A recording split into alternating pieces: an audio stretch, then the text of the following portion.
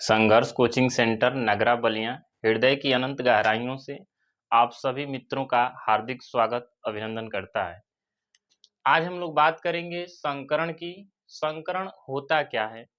जैसा कि एक छोटी सी परिभाषा लिखे हैं संकरण की कि जब दो भिन्न ऊर्जा स्तर के कक्षक अर्थात ऑर्बिटल्स आपस में मिलकर समान ऊर्जा स्तर के दो नए कक्षक का निर्माण करता है, उसी को ही संकरण कहते हैं।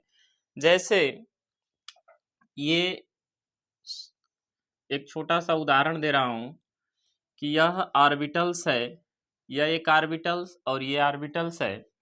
जब दोनों ऑर्बिटल्स को आपस में जोड़ा जा रहा है तो इन दोनों ऑर्बिटल्स में देखिए यहाँ पे जो ऑर्बिटल्स है, इस ऑर्बिटल को देखने से लग रहा है कि इसकी साइज बड़ी है, ये ऑर्बिटल्स को देखने से लग रहा है कि इसकी साइज छोटी है।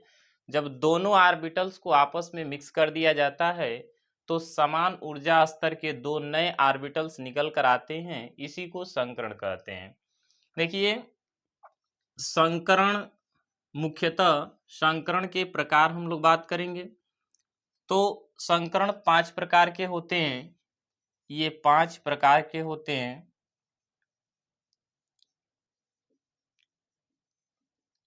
अब एक एक करके देखें 5 प्रकार के संकरण कौन कौन से हैं। जैसे पहला संकरण हम लोग का होता है sp संकरण, दूसरे संकरण का नाम sp2, तीसरा जो संकरण है sp3, अगला संकरण sp3d और पांचवा जो संकरण है sp3d2 संकरण।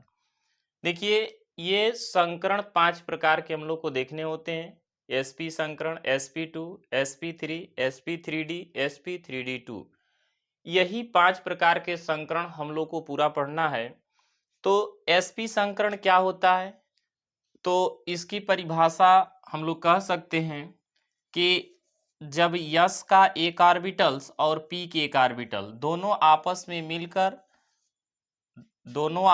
मिलकर sp संकरण का निर्माण करते हैं। इसका कारण कि इसमें अगर s का एक ऑर्बिटल्स है, p के एक ऑर्बिटल्स है, इन दोनों को देख रहे हैं तो जोड़ने पर दो ऑर्बिटल्स होते हैं। इसी तरह से इसमें हम लोग कह सकते हैं कि sp में दो ऑर्बिटल्स का निर्माण होता है, sp2 में s का एक, p के दो, तो यहाँ कहेंगे कि 3 ऑर्बिटल्स बनेंगे।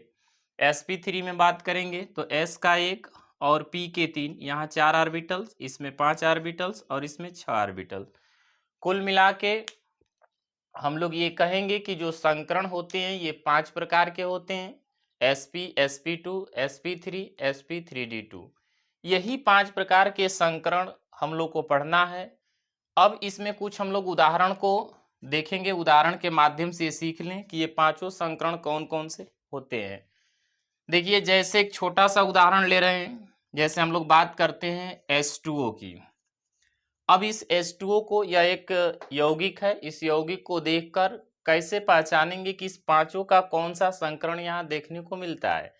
तो जैसे देखिए इसका एक छोटा सा स्ट्रक्चर होता है, इसमें H single bond O, single bond H। यहाँ देखिए इसमें हम लोग बात करेंगे कि जो ऑक्सीजन होता है, इस ऑक्सीजन की आउटर मोस्ट सेल में कुल 6 इलेक्ट्रॉन होते हैं। अब यहाँ देखिए ये जो 6 इलेक्ट्रॉन्स है, यह एक इलेक्ट्रॉन हाइड्रोजन को दे दिया और एक इलेक्ट्रॉन ये हाइड्रोजन ले लिया। तो समझिए कि यह ऑक्सीजन अपने पास से जितना इलेक्ट्रॉन दूसरे को डोनेट करता है उतना सिग्मा बॉन्ड बनाया। तो एक यहाँ सिग्मा बॉन्ड और एक यहाँ सिग्मा बॉन्ड, तो यहाँ पर हम लोग कह सकते हैं कि 2 सिग्मा हुआ।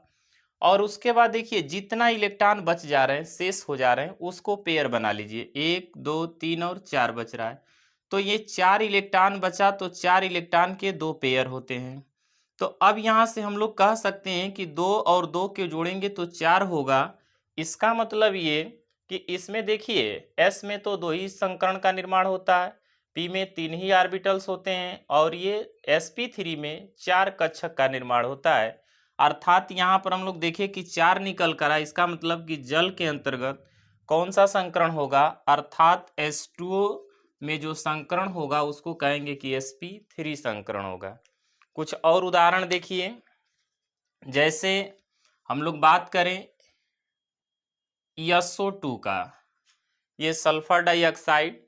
यहाँ पे देखिए इसके आउटर मोस्ट सेल के इलेक्ट्रॉनों को बस ध्यान में रखिएगा कि इसके आउटर मोस्ट शेल में 6 इलेक्ट्रॉन्स होते हैं।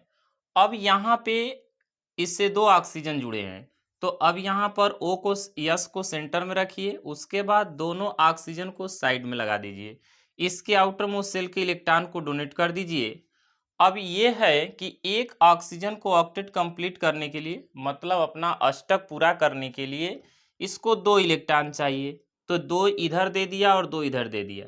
जितना इलेक्ट्रॉन ये दूसरे को डोनेट किया, समझिए कि उतना सिग्मा बॉन्ड बन गया। तो यहाँ 2 इलेक्ट्रॉन दिया और यहाँ 2 इलेक्ट्रॉन, इसका मतलब कि 4 यहाँ सिग्मा बॉन्ड, और इसके पास 6 इलेक्ट्रॉन थे, 4 डोनेट कर देने के बाद 2 इलेक्ट्रॉन बचा, 2 इलेक्ट्रॉन से एक एलपी तैयार होती है, मतलब एक लोन पेयर बनता है। इन दोनों को जोड़ेंगे तो 5 होगा। इसका मतलब ये कि SO2 में 5 ऑर्बिटल्स का निर्माण हुआ और यह क्रिया sp3d संकरण में होती है, अर्थात SO2 में sp3d संकरण का निर्माण होगा। इसी तरह से आप लोग चाहें जिसका इच्छा करें, जैसे मान लीजिए कि सपोज डेट हम अमोनिया की बात करते हैं, तो अमोनिया के बैलेंस शेल में 5 इलेक्ट्रॉन्स होते हैं, इससे 3 हाइड्रोजन जुड़े हैं, यह 3 सिग्मा बॉन्ड बना लिया, प्लस और नाइट्रोजन के आउटर मोस्ट शेल में 5 इलेक्ट्रॉन था, 3 इलेक्ट्रॉन हाइड्रोजन ले लिया, तो इसके पास 2 इलेक्ट्रॉन बचा, और 2 इलेक्ट्रॉन से हमारी एक एलपी बनती है, 3 में 1 जोड़ेंगे संख्या 4 निकल कर आएगी, अर्थात 4 ऑर्बिटल्स का निर्माण जो होता है sp3 में होता है। अतः हम कह सकते हैं कि NH3 में sp3 संकरण होगा।